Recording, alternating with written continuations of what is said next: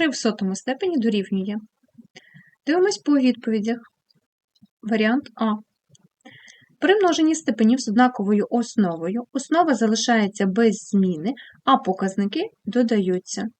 10 додати 10, отримаємо 3 в 20 степені. Варіант А не підходить. Риска дробу означає дію ділення.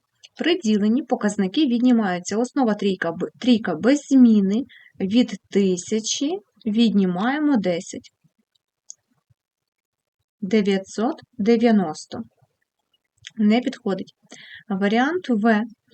3 в 50 додати 3 в 50. Це 2 рази по 3 в 50 степені.